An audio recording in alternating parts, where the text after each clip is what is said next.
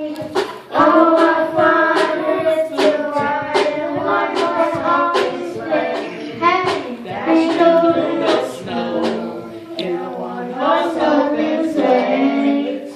Over the hills we go, laughing all the way.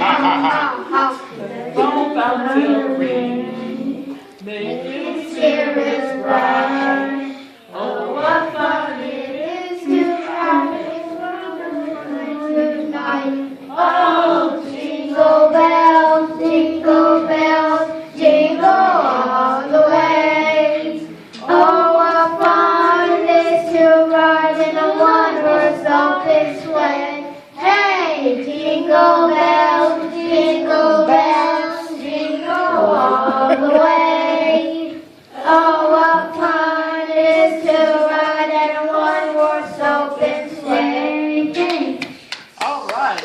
Yay! I think the two in the middle of these microphones still did them. And But they sing too low. The good one did. do you speak? You remember what to say? Say the speech. Mike, Matthew, give the mic. Mike, start it off. When Christ entered our world, he didn't come to brighten our Decembers, but to transform our lives. If we keep Christ in our hearts, then Christmas will never end. Remember,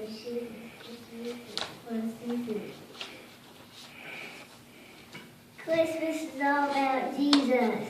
Oh. Jesus was born on Christmas Day. All right. We wish you a Merry Christmas. You ready? 1, 2, 3. We Wish you a Merry Christmas. We wish you a Merry Christmas. We wish you a Merry Christmas and a Happy New Year. We wish you a Merry Christmas. We wish you a Merry Christmas. We wish you a Merry Christmas and a Happy New Year. Good tidings we bring to you and your King. Good tidings to Christmas and a Happy New Year. We wish you a Merry Christmas. We wish you a Merry Christmas. We wish you a Merry Christmas and a Happy New Year.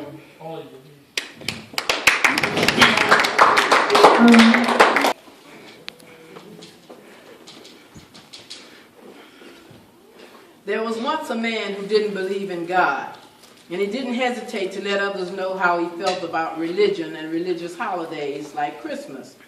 His wife, however, did believe, and she raised their children to also have faith in God and Jesus despite his disparaging comments.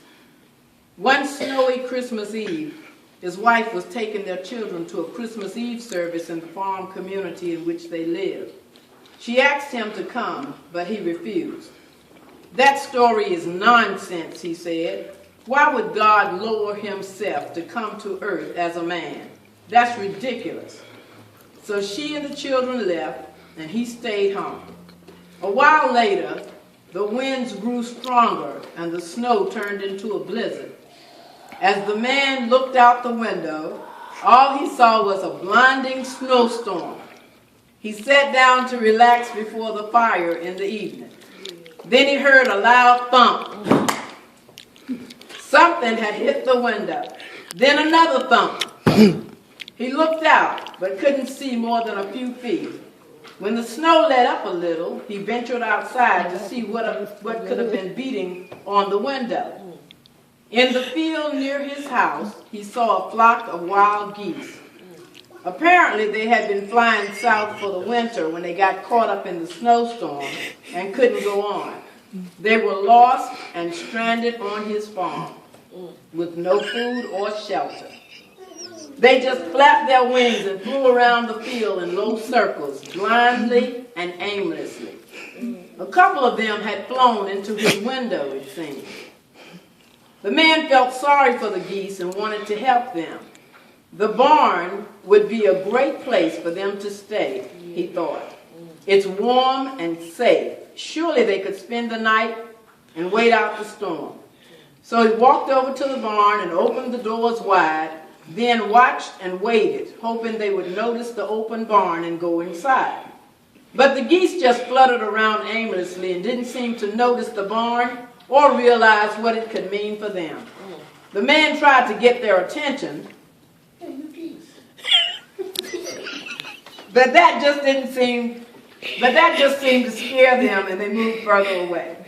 He went into the house and came with some bread, broke it up, and made a breadcrumb trail leading to the barn. They still didn't catch on. Now he was getting frustrated. He got behind them and tried to shoo them toward the barn, but they only got more scared and scattered in every direction except the barn.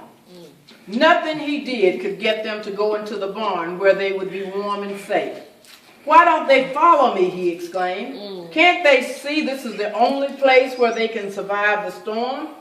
He thought for a moment and realized that they just wouldn't follow a human. "If only I were a goose, then I could save them," he said out loud. Then he had an idea. He went into the barn, got one of his own geese, and carried it in his arms as he circled around behind the flock of geese. He then released it.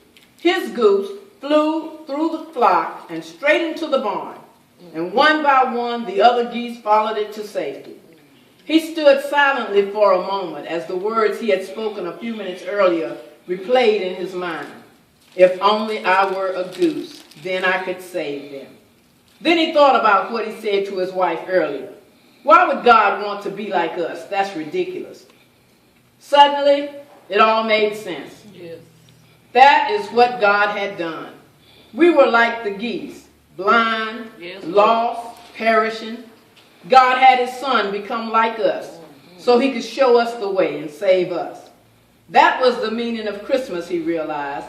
As the winds and blinding snow died down, his soul became quiet and pondered this wonderful thought. Suddenly he understood what Christmas was all about, why Christ had come. Years of doubt and disbelief vanished like the passing storm.